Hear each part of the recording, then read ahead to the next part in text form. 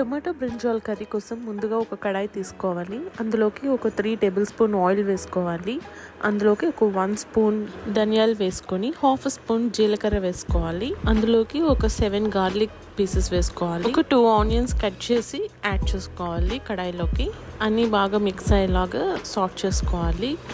ఇప్పుడు ఒక 7 to 8 pieces of green chilli వేసుకొని, ఒక 250 గ్రామ్స్ బ్రింజాల్ తీసుకొని వాష్ చేసుకొని కట్ చేసుకొని యాడ్ చేసుకోవాలి.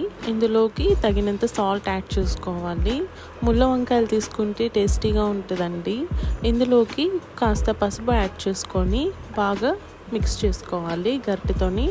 ఇందులోకి హాఫ్ లెమన్ సైజ్ అంత చింతపండు వేసుకోవాలి. అన్నిటినీ బాగా మిక్స్ చేసుకోవాలి. సో మొత్తం అంతా బాగా గరిటెతోని మిక్స్ చేసుకోవాలి. ఒక మీడియం ఫ్లేమ్ పెట్టుకోవాలి స్టవ్ని, సో దట్ అన్నీ కొంచెం మగ్గుతాయి ఆయిల్లోకి. తర్వాత ఇప్పుడు టమాటోస్ యాడ్ చేసుకోవాలి. నేను ఒక 5 టమాటోస్ అయితే తీసుకున్నాను, సన్నగా కట్ చేసుకొని యాడ్ చేసుకున్నాను. ఇప్పుడు బాగా మిక్స్ చేసుకోవాలి. కొంతసేపు టమాటోస్ని ఓపెన్ ప్యాన్లో వేయించుకొని తర్వాత ఒక లిడ్ తీసుకుని క్లోజ్ చేసేసుకోవాలి. బాగా మగ్గాలి. సో ఇందులోకి వాటర్ ఏమీ యాడ్ చేయాల్సిన అవసరం లేదు. సో ఫైనల్ కన్సిస్టెన్సీ ఇలాగ వస్తుంది.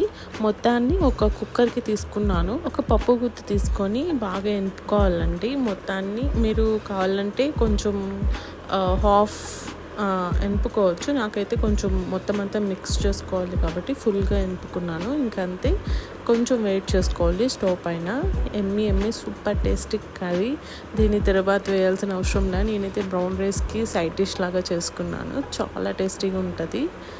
So try it guys. Thank you for watching my video. Please subscribe.